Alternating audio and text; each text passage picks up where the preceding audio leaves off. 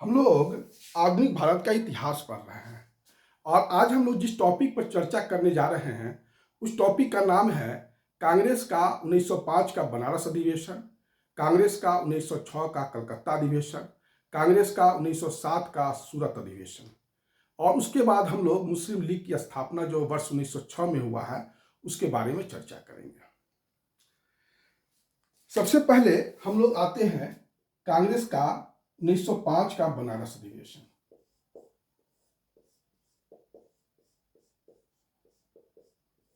उन्नीस सौ पांच का कांग्रेस का बनारस अधिवेशन। आज हम लोग सबसे पहले 1905 ईस्वी के कांग्रेस के बनारस अधिवेशन की चर्चा कर रहे हैं। इस अधिवेशन के अध्यक्ष थे गोपाल कृष्ण गोखले। गोपाल कृष्ण गोखले का जन्म 9 मई 1866 ईस्वी को 1866 ईस्वी को महाराष्ट्र के रत्नागिरी में हुआ था। गोपाल कृष्ण गोखले का जन्म 9 मई 1866 ईस्वी को महाराष्ट्र के रत्नागिरी में हुआ था। इन्होंने 18 साल में बीए पास कर लिया था। कितना पढ़ने में तेज थे। 20 साल में ये प्रोफेसर बन गए थे। 20 साल में ये प्रोफेसर बन गए थे। बहुत कम उम्र में राजनीति में आ गए और जानकर आश्चर्य कीजिएगा कि 39 वर्ष में ये भारतीय राष्ट्रीय कांग्रेस के अध्यक्ष बन गए। 1905 में ये भारतीय राष्ट्रीय कांग्रेस के अध्यक्ष बन गए। 1869 में ये भारतीय राष्ट्रीय कांग्रेस में पहली बार मतलब एक मेंबर के रूप में आए भारतीय राष्ट्रीय कांग्रेस में। उस समय इनकी अवस्था 23 साल की थी। 23 साल की अवस्था में भारतीय राष्ट्रीय कांग्रेस में ये प्रवेश कर गए थे और 39 उम्र की अवस्था में भारतीय राष्ट्रीय कांग्रेस के अध्यक्ष बन गए। गोपाल कृष्ण गोखले साध्य और साधन की पवित्रता पर विश्वास करते थे और यही कारण था कि महात्मा गांधी इन्हें अपना राजनीतिक गुरु मानते थे। ये सुधारक समाचार पत्र के संपादक भी थे और servant of India society Bharat सेवक समाज के ये संस्थापक थे। गोपाल कृष्ण गोखले भारत सेवक समाज का उद्देश्य था कि लोगों में जो है राष्ट्रवाद की भावना या देश प्रेम की भावना जागृत करना। इसी समय 16 अक्टूबर 1905 को बंगाल विभाजन प्रभावी हो गया था और उसी परिप्रेक्ष्य में बनारस का अधिवेशन हुआ था और तिलक के नेतृत्व में जो उग्रवादी धड़ा था कांग्रेस का, वो यह चाहता था कि स्वदेशी आंदोलन जो है बंगाल तक सीमित है उसको बंगाल से बाहर भी ले जाया जाए। लेकिन यहाँ पर कुछ इतना हंगामा नहीं हुआ, सिर्फ जो है स्वराज्य पर कुछ चर्चा हुआ, स्वशासन पर स्वशासन पर चर्चा हुआ, लेकिन कोई प्रस्ताव पारित नहीं हुआ यहाँ 1905 में। यही है आपको 1905 के बनारस अधिवेशन के बारे में कुछ इंपॉर्टेंट बात। लेकिन कांग्रेस के अंदर जो उग्रवादी गुट थे वो काफी गुस्साए हुए थे। खासकर तिलक के नेतृत्व में जो उग्रवादी गुट थे काफी इससे गुस्साए हुए थे। कांग्रेस के जो इस समय का जो रवैया था, उदारवादी कांग्रेस नेताओं का जो रवैया था उसे ये काफी उग्रवादी नेता काफी गुस्साए हुए थे और तिलक के नेतृत्व में उग्रवादी गुट चाहता था कि स्वदेशी आंदोलन को पूरे भारत में ले जाया जाए। महाराष्ट्र में खुद तिलक और उनकी पुत्री केतकर स्वदेशी आंदोलन को बढ़ चढ़ कर भाग ले रही थी। तो इसी परिप्रेक्ष्य में कलकत्ता में 1906 का कलकत्ता अधिवेशन हुआ। इसी परिप्रेक्ष्य में कलकत्ता में 1906 का जो है भारतीय राष्ट्रीय कांग्रेस का कलकत्ता अधिवेशन हुआ। तिलक के नेतृत्व में उग्रवादी गुट चाहते थे कि कोई अपना मनपसंद व्यक्ति जो है भारतीय राष्ट्रीय कांग्रेस का अध्यक्ष बने, लेकिन उदारवादियों ने क्या किया, यहां पर चालाकी, दादा भाई नौरोजी को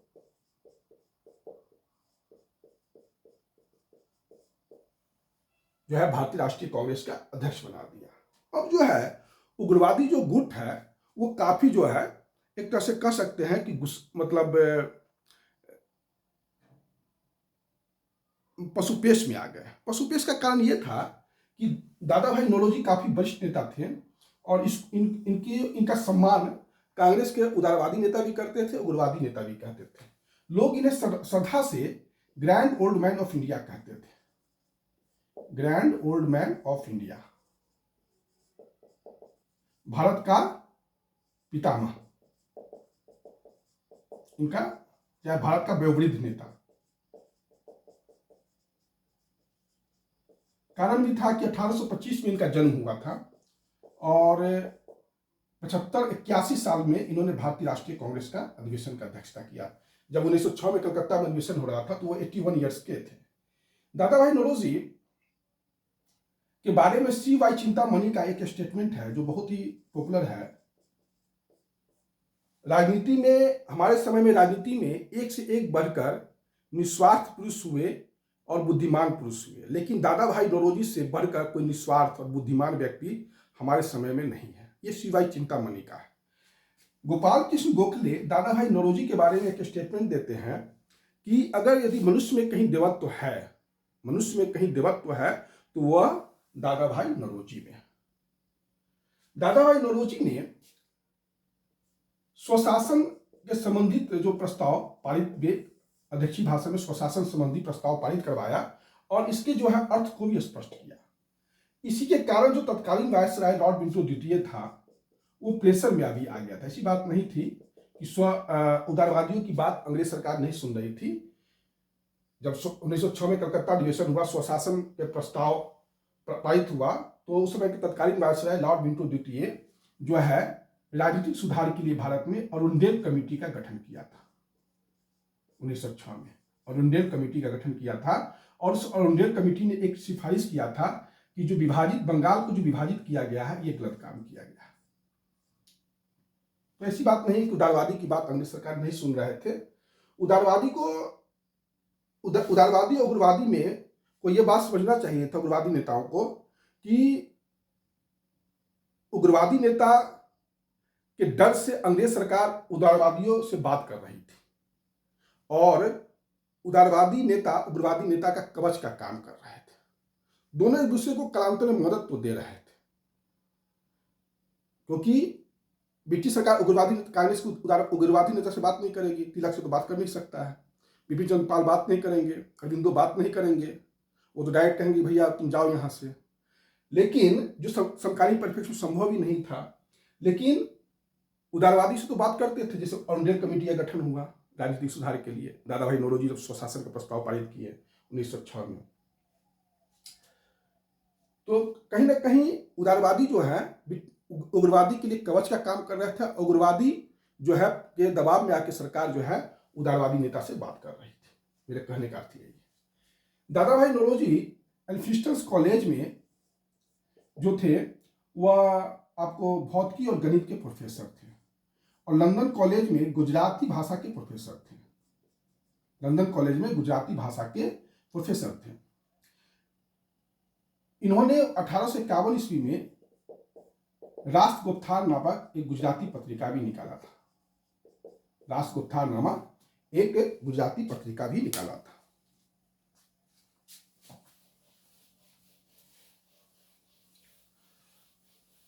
ये 1855 ईस्वी से लेके 1855 से लेके 1869 तक 1855 से लेके 1869 तक लंदन में रहे थे और लंदन इंडियन सोसाइटी का स्थापना किए थे। लंदन इंडियन सोसाइटी का स्थापना किए थे 1865 में और 1866 में इन्होंने ईस्ट इंडिया एसोसिएशन का स्थापना किया। ईस्ट इंडिया एसोसिएशन का स्थापना किया। ये जो है ब्रिटिश संसद में चुने जाने वाले पहले भारतीय हैं। ब्रिटिश संसद में चुने जाने वाले पहले भारतीय दादा भाई नौरोजी। 1892 में उदारवादी दल की ओर से ये जो है फिंसबरी चुनाव क्षेत्र से जीते थे और ब्रिटिश संसद में ये जाने वाले पहले भारतीय थे। 1892 में ब्रिटिश संसद में जाने वाले उदारवादी दल की ओर से फिंसबरी निर्वाचन क्षेत्र से यह जो है ब्रिटिश संसद में पहुंचने वाले दादा भाई नौरोजी पहले व्यक्ति थे। दादा भाई नौरोजी पूर्ण ब्रिटिश राजभक्त थे, इस बात से कोई इनकार नहीं है। पूर्ण ब्रिटिश राजभक्त थे और इनका यह कहना था कि ब्रिटिश सरकार के सहयोग से भारत में जो है उत्तरोत्तर स्वशासन बढ़ेगा और भारतीयों का बहुत भलाई होगा। तो यह उस दौर के नेताओं का आप कह सकते हैं कि बहुत ही तर्कसंगत सोच था, क्योंकि कांग्रेस अभी बहुत ज्यादा मतलब वो भारत की अखिल भारतीय पार्टी थी लेकिन उसका जन समुदाय में उतना पकड़ नहीं था।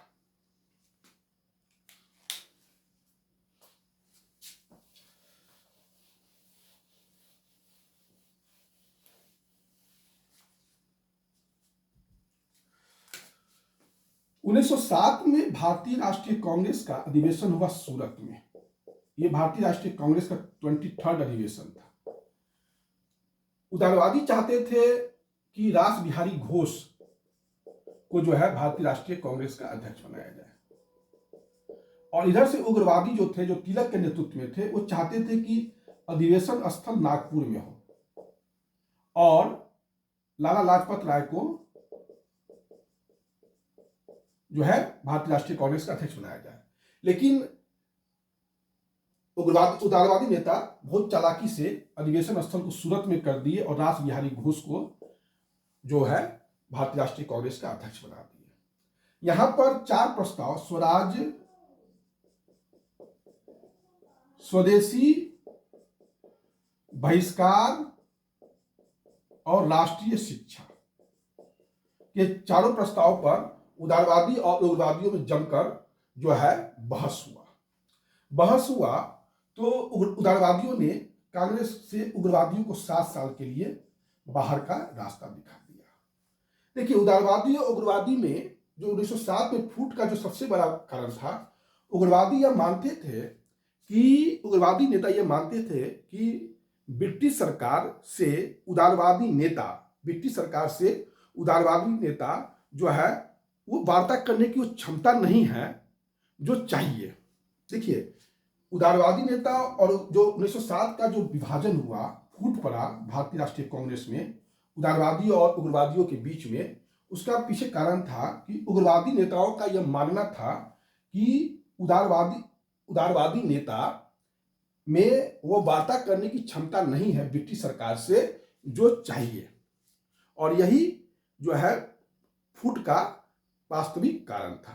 लेकिन और भी कारण थे, जैसे उदारवादी नेता का रणनीति अलग था, उग्रवादी नेता का रणनीति अलग था। जैसे ये संवैधानिक सुधार पर बल देते थे उदारवादी नेता, ये डायरेक्ट एक्शन में बल देते थे। उसके बाद उद्देश्य में भी अंतर था। इनका स्वशासन था, ब्रिटिश साम्राज्य के अंदर था उदारवादी का। उग्रवादी था कि नहीं, हमें जो है ब्रिटिश सरकार से पूर्ण स्वतंत्रता चाहिए, और लोगों की भागीदारी पर भी था। उदारवादी नेता सोचते थे कि आम जनता उतनी परिपक्व नहीं है, लेकिन उग्रवादी ये सोचते थे नहीं, ज्यादा से ज्यादा गरीब, वंचित, छात्र, युवा सबको जो है ज्यादा से ज्यादा भागीदारी दिया जाए। तो ये कुछ मैटर है। पहला कारण जो उग्रवादी और उदारवादी में फूट का विभाजन का कारण है वह यही है कि उग्रवादियों का यह मानना था कि उदारवादी में वार्ता करने की वो क्षमता नहीं है ब्रिटिश सरकार से जो चाहिए। तो ये विभाजन का मूल कारण यह है। और विभाजन का अन्य कारण यह है कि उदारवादी नेता का रणनीति अलग था, उग्रवादी नेता का रणनीति अलग था। उदारवादियों का उद्देश्य अलग था, उग्रवादियों का उद्देश्य अलग था। लोगों की भागीदारी जो है पर भी उदारवादी नेता आम लोगों की भागीदारी नहीं चाहते थे, जबकि उग्रवादी नेता चाहते। तो ये सब कारण थे। एक चीज मैं और क्लियर कर देता हूं, स्वराज शब्द का सबसे पहला प्रयोग अगर क्वेश्चन आए तो दयानंद सरस्वती ने ही किया था। स्वराज शब्द का पहला प्रयोग दयानंद सरस्वती ने ही किया था, और बाल गंगाधर तिलक ने भी किया था। अगर क्वेश्चंस में चॉइस दयानंद सरस्वती है तो आप दयानंद सरस्वती ही आंसर दीजिएगा, लेकिन अगर बाल गंगाधर तिलक है और दयानंद सरस्वती नहीं है तो आप बाल गंगाधर तिलक को चॉइस में दीजिएगा। ठीक, तो यही है कांग्रेस का 1905, 6, 1907 का जो है अधिवेशन है, उसके बारे में चर्चा।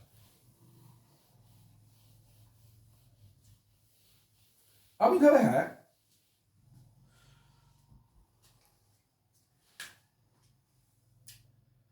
मुस्लिम लीग की स्थापना 1906 में।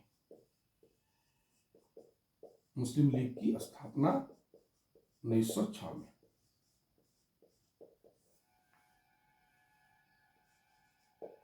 एक थे W. हंटर, उन्होंने लिखा था इंडियन मुसलमान। W. हंटर ने इंडियन मुसलमान नामक किताब में लिखा कि जितना मुसलमान यहाँ का ब्रिटिश सरकार से खुश रहेगा उतना ही हम भारत में मजबूत रहेंगे। और बंगाल विभाजन भी जो किया गया था वह सब इसी पृष्ठभूमि में किया गया था। मैंने कल जब बंगाल विभाजन में स्वदेशी आंदोलन पढ़ा रहे थे तो ढाका के नवाब सलीमुल्लाह खान के बारे में मैंने चर्चा किया था। और ढाका के नवाब सलीमुल्लाह खान ने जो है करजन के कहने पर स्वदेशी आंदोलन को कमजोर करना चाहा और वो बंगाल विभाजन के समर्थक थे। बंगाल विभाजन के वो समर्थक थे।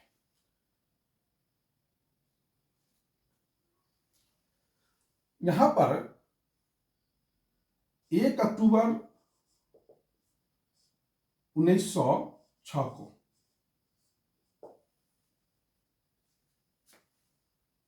छत्तीस से प्रतिनिधि, उस समय वायसराय थे लॉर्ड मिंटो द्वितीय। तो 1 अक्टूबर 1906 को वायसराय मिंटो से मिलने के लिए मुस्लिमों का 36 मुस्लिमों का एक प्रतिनिधि मंडल गया। 1 अक्टूबर 1906 शिमला में लॉर्ड मिंटो द्वितीय, ये वायसराय थे, से मिलने के लिए एक मुस्लिम प्रतिनिधि मंडल गया आगा खान के नेतृत्व में।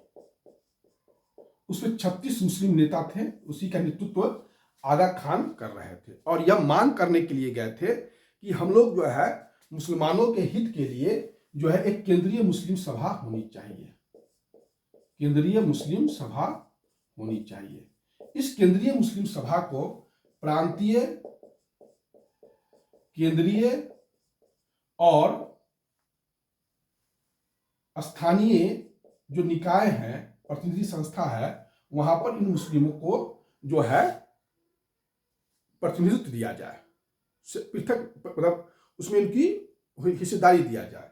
यह लॉर्ड मिंटो से मांगने के लिए आगा खान के नेतृत्व में 1 अक्टूबर 1906 में 36 प्रतिनिधि मंडल, 36 से शिष्टमंडल का एक सदस्य लॉर्ड आगा खान के नेतृत्व में लॉर्ड मिंटो से शिमला में मिला 1 अक्टूबर 1906 को।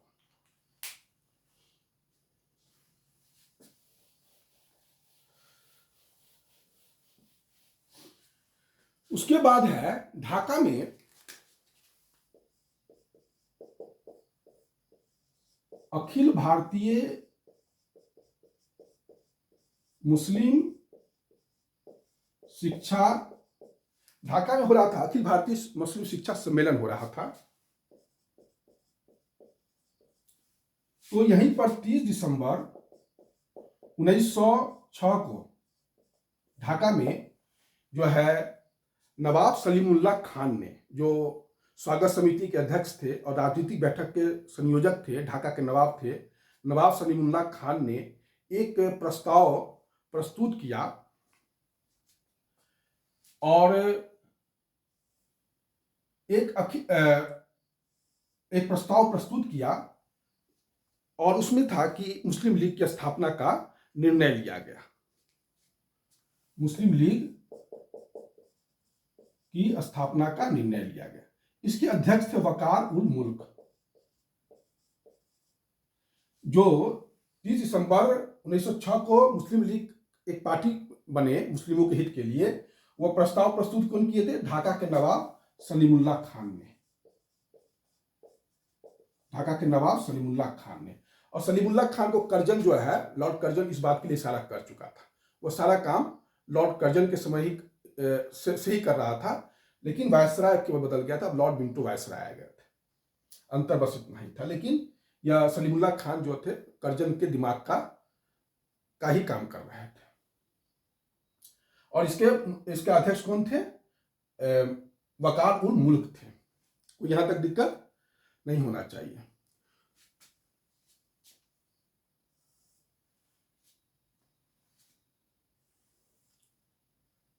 वकार उल मुल्क और मोहसिन उल मुल्क को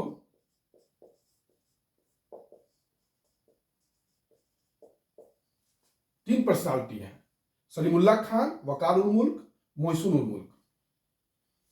सलीमुल्लाह खान ने मुस्लिम लीग के संबंधी प्रस्ताव प्रस्तुत किया, उसके अध्यक्ष थे उस समय वकार उल मुल्क थे। फिर एक जो है 56 सदस्यीय अस्थायी समिति का गठन किया गया और इसके जो है संयुक्त सचिव वकार उल मुल्क भी थे और मोहसिन उल मुल्क दोनों थे। यहां पर कंफ्यूजन मत होइएगा, हम उसको क्लियर कर देंगे। इसके जो है 3 उद्देश्य निर्धारित किए गए। पहला यह कि ब्रिटिश सरकार के प्रति राजभक्ति प्रदर्शित करना। मुस्लिम लीग का पहला उद्देश्य क्या था? ब्रिटिश सरकार के प्रति राजभक्ति प्रदर्शित करना। दूसरा यह उद्देश्य था कि भारत के अन्य संस्थाओं के प्रति कोई मत विभिन्नता नहीं लाते हुए, लेकिन मुस्लिम लीग का उद्देश्य भी दुष्प्रभावित नहीं हो, अपने लिए काम करना। और तीसरा उद्देश्य यह था कि मुस्लिमों का राजनीतिक अधिकार का मांग करना और उसका विस्तार करना।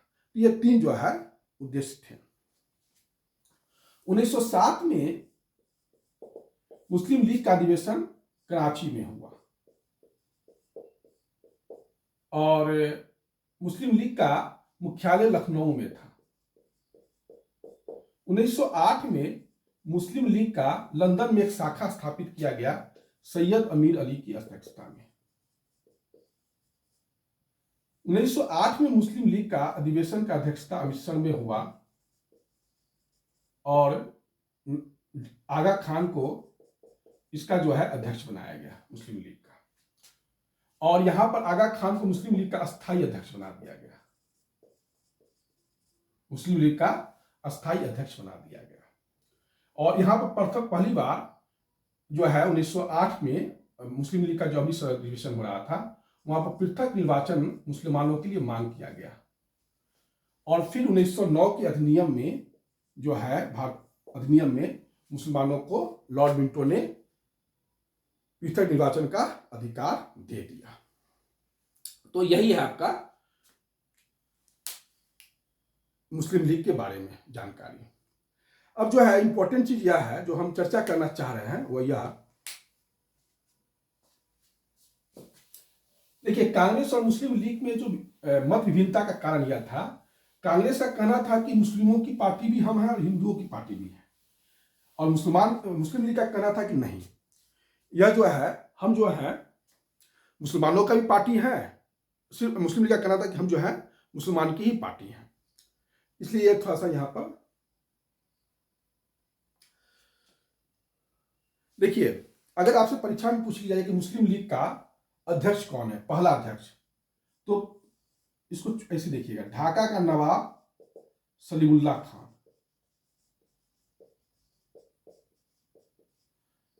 दूसरा है आगा खान। ढाका का नवाब सलीमुल्लाह खान, आगा खान और मोहसिन उल मुल्क।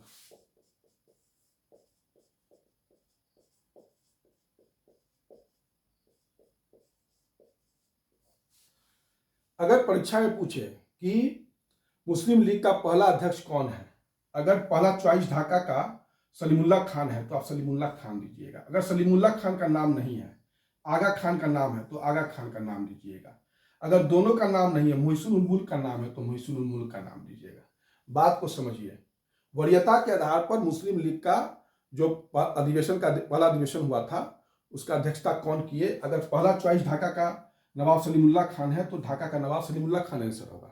मान लीजिए चॉइस में नहीं है, आगा खान चॉइस में, तो फिर आगा खान चॉइस में होगा। अगर दोनों चॉइस में नहीं है, मोहसिन उल मुल्क चॉइस में, तो मोहसिन उल मुल्क चॉइस में है। तो जो मिले, लेकिन सबसे पहले ढाका का नवाब सलीमुल्लाह खान है, अगर चॉइस में है तो सबसे पहले वही होगा। मान लीजिए तीनों चॉइस में है और सबसे पहले ढाका का नवाब सलीमुल्लाह खान है, आगा खान है, मोहसिन उल मुल्क है, तो आपका आंसर सलीमुल्लाह खान होगा। बात समझ रहे हैं ना? यही हम कहना चाह रहे हैं। फिर से हम क्लियर कर देते हैं। आगा खान के नेतृत्व में 1 अक्टूबर 1906 को शिमला में वायसराय मिंटो द्वितीय से जो है मुस्लिम प्रतिनिधि मंडल मिला और अपने लिए राजनीतिक अधिकार का मांग किया। 30 दिसंबर 1906 को ढाका के नवाब सलीमुल्लाह खान ने एक प्रस्ताव पारित किया, और वो प्रस्ताव जो पारित किया तो उस समय अध्यक्ष कौन थे? वकार उल मुल्क अध्यक्ष थे उसके।